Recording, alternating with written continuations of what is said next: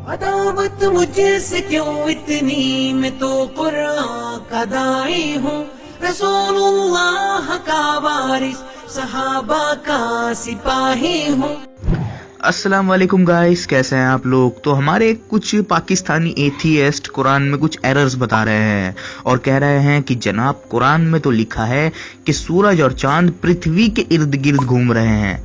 चलिए इस सवाल का जवाब देते हैं। तो जिन लोगों को नहीं पता उनको बता दूं, इससे पहले भी हैरिस सुल्तान पाकिस्तानी एथियस्ट पे बहुत सारी वीडियोस बन चुकी हैं। उन वीडियोस को देखने के लिए मैं डिस्क्रिप्शन में और कमेंट सेक्शन में एक लिंक दे दूंगा, आप लोग वहां से देख सकते हैं। चलिए वीडियो शुरू करते हैं। मैं आपको बताता हूँ 13 आयात हैं, 13 कुरान में 13 आयात हैं जिनमें सूरज अपना महवर में घूम रहा है, लेकिन उसी सेंटेंस में, उसी आयत में चांद के महवर का भी जिक्र किया और दिन और रात के महवर का भी जिक्र किया।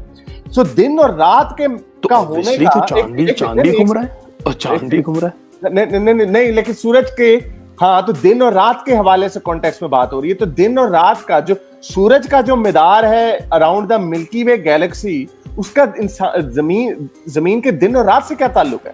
इसी को तो हम कहते हैं कि तोड़ मरोड़ के तो ये जनाब ये क्लेम कर रहे हैं कि कुरान के अकॉर्डिंग सूरज और चांद अर्थ के जमीन के इर्द गिर्द घूम रहे हैं। हालांकि आप अगर हैरिस ने जो आयतें दिखाई हैं उनको खोलेंगे और खुद चेक करेंगे तो वहां ऐसा कुछ नहीं लिखा है। दरअसल अरबिक में जो वर्ड अर्थ के लिए, पृथ्वी के लिए यूज होता है वो है अल अर्द। और आप इन सभी आयतों को खोलो और खुद पढ़ो कि क्या कहीं पर भी ये वर्ड अल अर्द लिखा हुआ है।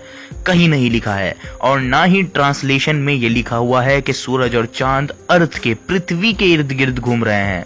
मतलब अरबिक वर्ड वो बात नहीं कह रहा है और ट्रांसलेशन वो बात नहीं कह रही हैं, लेकिन हैरिस कुरान की आयतों को तोड़ मरोड़ करके वो बात कह रहा है। तो तोड़ मरोड़ तो तुम्हारी तरफ से हो रही है, जबकि हम देख सकते हैं कि कुरान के चैप्टर 36 वर्स 38 में खाली सूरज के बारे में मेंशन है कि सूरज अपने मार्ग पर चल रहा है, मुकर्रर किए गए रास्ते पर। तो इस आयत में तो क्लियरली मेंशन है, सिर्फ और सिर्फ सूरज की बात हो रही है और किसी चीज की बात नहीं हो रही है। और अगर नबी सल्लल्लाहु अलैहि वसल्लम सूरज के बारे में ये सोचा करते थे कि सूरज अर्थ के इर्द गिर्द घूम रहा है, तो उनसे कई बार सहाबाओं ने पूछा था कि ये सूरज कहाँ जाता है या कहाँ जा रहा है। तो सही रिपोर्ट है सही बुखारी की, आप चेक कर सकते हैं। नबी अकरम सल्लल्लाहु अलैहि वसल्लम ने ये कभी नहीं कहा कि ये सूरज धरती के नीचे चला जाता है, बल्कि उन्होंने कहा है सूरज जाता है और सजदे की परमिशन चाहता है। किसकी? सजदे की। सजदा एक अनसीन वर्ल्ड से ताल्लुक रखता है, तो सजदे को छोड़ दीजिए। नोट करने वाली बात यह है कि नबी अकरम सल्लल्लाहु अलैहि वसल्लम ने ये नहीं कहा कि सूरज जमीन के नीचे चला जाता है। अगर नबी अकरम सल्लल्लाहु अलैहि वसल्लम जमीन को चपटी माना करते थे और सूरज को जमीन के इर्द गिर्द घूमता हुआ माना करते थे, तो उनको कहना चाहिए था कि सूरज जमीन के नीचे चला जाता है, लेकिन हदीस में ऐसा नहीं लिखा है। और बल्कि कुरान में बिल्कुल क्लियरली मेंशन है, आप देख सकते हैं, हर एक चीज अपने अपने महवर में तैर रहा है, जो कि बिल्कुल एक्यूरेट बात है। लेकिन हाँ, इस बात से मैं अग्री करता हूँ कि कुरान ने कभी भी डायरेक्टली अर्थ के मोशन के बारे में बात नहीं करी। इस बात से मैं अग्री करता हूं, लेकिन उसकी भी वजह है। वो इस वजह से जो पुराने लोग थे उनके लिए तो ये एरर हो जाता ना। अगर कुरान अर्थ के मोशन के बारे में डायरेक्टली बोल देता तो जो पुराने लोग थे उनके लिए तो ये बात एरर हो जाती है। तो कुरान जो है वो पास्ट में करेक्ट था और आज करेक्ट है और इंशाल्लाह आगे भी करेक्ट ही रहेगा।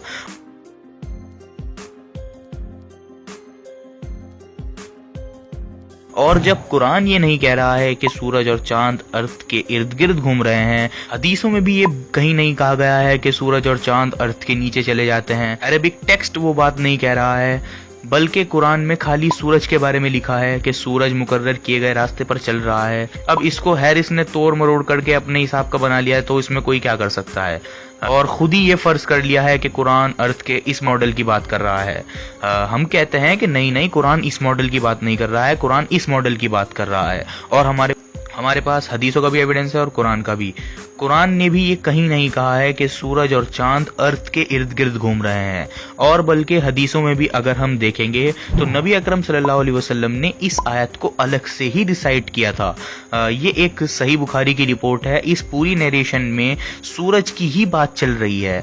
आप देख सकते हैं, ना ही चांद की बात हो रही है और ना ही अर्थ की, पृथ्वी की बात हो रही है, सिर्फ और सिर्फ सूरज की बात हो रही है। तो इस हदीस के अकॉर्डिंग ये आयत आयत खाली सूरज पर ही अप्लाई होगी।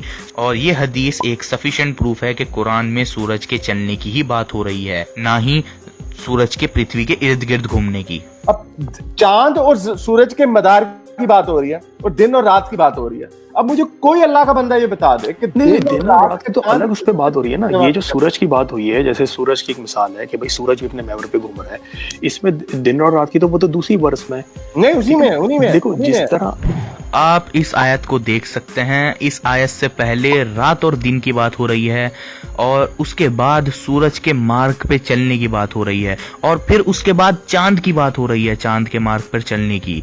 मतलब दिन और रात की बात इस आयत से पहले हो चुकी है और उसके बाद सूरज की बात हो रही है, फिर उसके बाद चांद के मोशन का जिक्र हुआ है। और हदीसों से भी हम देख सकते हैं कि जब नबी अकरम सल्लल्लाहु अलैहि वसल्लम खाली सूरज की बात किया करते थे तो जब ही इस आयत को मेंशन किया करते थे या पढ़ा करते थे। एंड अर्ली स्कॉलर्स जैसे इब्ने तैमिया और इब्ने हज़्म ने कुरान में इस युकव्विरु वर्ड को देख करके ये कंक्लूड किया था कि कुरान में अर्थ राउंड है। एंड आप इब्ने हज़्म के बारे में इंटरनेट पर चेक कर सकते हैं। यही सबसे पहले इंसान थे जिन्होंने कुरान में इस युकव्विरु वर्ड को देख करके कहा था कि अर्थ गोल है, अर्थ राउंड है।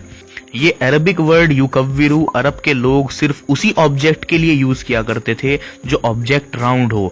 अरब के लोग कभी भी इस युकव्विरु वर्ड को जब तक यूज नहीं कर सकते थे जब तक कोई चीज राउंड ना हो। ये अर्ली स्कॉलर्स का बिलीफ था, अर्थ स्फेरिकल है। आप इब्ने हज़्म के बारे में, इब्ने तैमिया के बारे में इंटरनेट पर चेक कर सकते हैं अगर आपको मेरी बात झूठ लगे तो।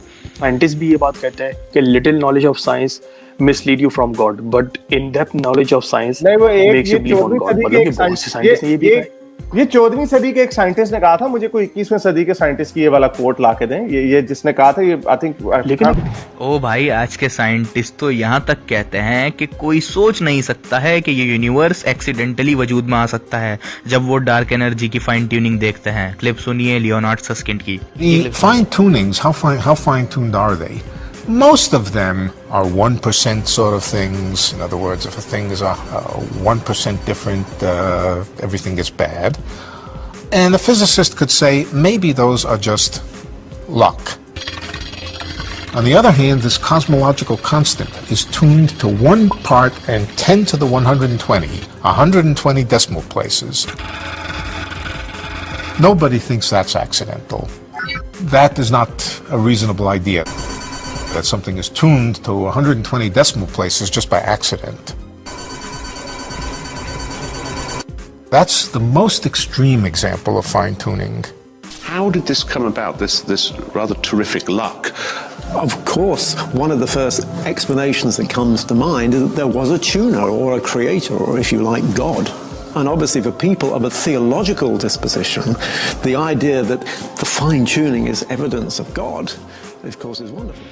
और सुनिए, हमारी कॉम्प्लेक्सिटी को देख करके, जितने कॉम्प्लेक्स हम हैं उसको देख करके साइंटिस्ट कह रहे हैं कि हम ये नहीं मान सकते कि रैंडम म्यूटेशन हमको इतना कॉम्प्लेक्स बना सकता है, नेचुरल सिलेक्शन वगैरह ये हमको इतना कॉम्प्लेक्स बना सकता है। क्लिप सुनिए। I'm skeptical of the claim.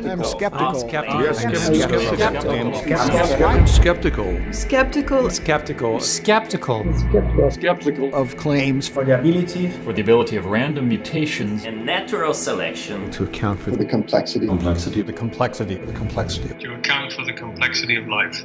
Careful examination Of the evidence. For Darwinian theory should be encouraged.